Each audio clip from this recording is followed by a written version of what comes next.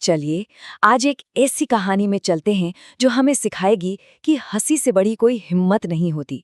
और इस कहानी के हीरो हैं गजानन लाल, एक ऐसा लड़का जो डर को भी हंसा देता है। जरा सोचिए, क्या अपनी जिंदगी में कोई ऐसा दोस्त है जिसके साथ होने से बड़ी मुश्किल भी छोटी लगने लगती है?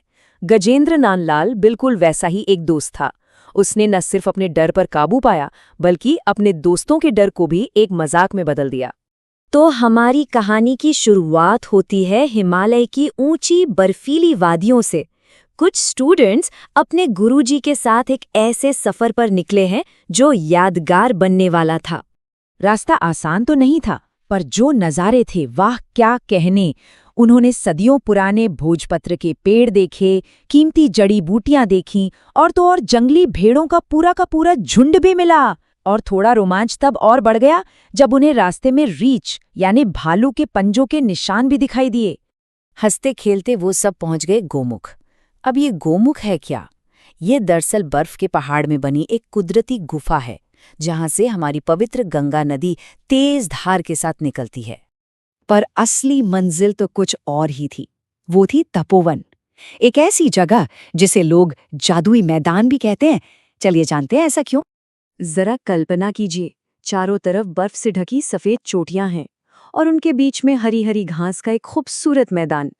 रंग बिरंगे फूल खिले हुए हैं और झरनों की कलकल की आवाज गूंज रही है।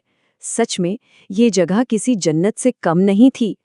और इसी कमाल की जगह पर एंट्री होती है हमारी कहानी के असली हीरो की, गजेंद्र नंदन लाल।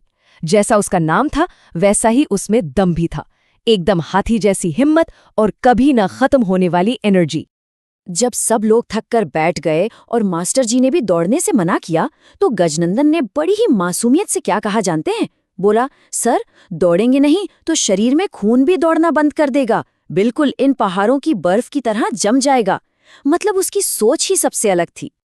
और बस गजनंदन की ये बात सुनते ही सब में मानो बिजली सी दौड़ गई। सारे लड़के अपनी थकान भूल गए और कबड्डी खेलने लगे।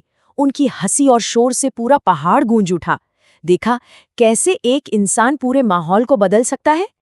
इतनी दौड़ भाग और खेलने के बाद जब गर्मा गर्म चाय और साथ में स्वादिष्ट मूंग की दाल का हलवा मिला तो सबका दिल ही खुश हो गया।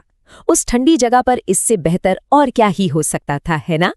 दिन तो बहुत मजे में बीता, लेकिन असली कहानी तो रात के अंधेरे में शुरू होनी थी। एक ऐसा पल आने वाला था जब डर का सामना हंसी से होने वाला था। सब लोग आराम से बैठकर खाना खा रहे थे, अंधेरा हो चुका था कि तभी भोला शंकर की जोरदार चीख सुनाई दी, पिच्चू। एक पल के लिए तो वहां एकदम सन्नाटा छा गया। भोला शंकर की चीख सुनकर जहां सब अपनी जगह पर ही जम गए, वहीं गजनंदन ने एक सेकंड भी नहीं लगाया। वो झट से कूदा और उस काली चीज को अपने हाथ में पकड़ लिया। जब उसने अपनी मुट्ठी खोली तो जानते हैं उसमें क्या था? बिच्छू नहीं बल्कि चाबियों का एक गुच्छा। और बस फिर तो जो ठहाके लगे, पूरा माहौल ही बदल गया। डर कहीं गायब हो गया था। ये जो घटना हुई ना, ये सिर्फ एक मजाक नहीं था, इसमें जिंदगी के कई बहुत जरूरी सबक छिपे हैं। आइए जरा उन पर बात करते हैं।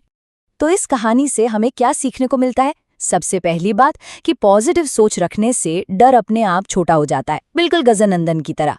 दूसरी, हंसी मजाक में बड़ी ताकत होती है, वो मुश्किल हालात को भी हल्का बना देता है। और सबसे जरूरी बात, हिम्मत और खुद पर भरोसा, ये हमारी सबसे बड़ी ताकत है। अच्छा, ये कहानी सिर्फ सुनने के लिए ही मजेदार नहीं है, बल्कि एग्जाम के नजरिए से भी काफी जरूरी है। तो चलिए अब जरा ये देख लेते हैं कि अगर इससे जुड़े सवाल आएं तो उनके जवाब कैसे लिखने हैं। मान लीजिए एग्जाम में गजानंदन के कैरेक्टर पर लिखने को आता है तो ये 4 बातें जरूर याद रखिएगा। वो साहसी और निडर था, वो एनर्जी से भरा हुआ था, वो बहुत मजाकिया था, और सबसे बढ़कर वो एक ऐसा लीडर था जो सबको मोटिवेट करता था और साथ लेकर चलता था। एक अच्छा जवाब लिखने के लिए आप इस स्ट्रक्चर को फॉलो कर सकते हैं। सबसे पहले कहानी और उसके किरदारों का एक छोटा सा इंट्रोडक्शन दें। फिर जो जरूरी घटनाएं हैं जैसे गोमुख यात्रा और बिच्छू वाली घटना, उनके बारे में बताएं। इसके बाद गजनंदन के कैरेक्टर की खूबियां लिखें और आखिर में कहानी से मिली सीख बताकर अपना जवाब खत्म करें। तो कुल मिलाकर गजनंदन लाल की ये कहानी हमें एक बहुत ही प्यारी और जरूरी बात सिखाती है वो ये कि जिंदगी के रास्ते कितने भी मुश्किल क्यों ना हो, उन्हें हंसी और हिम्मत से हमेशा आसान बनाया जा सकता है।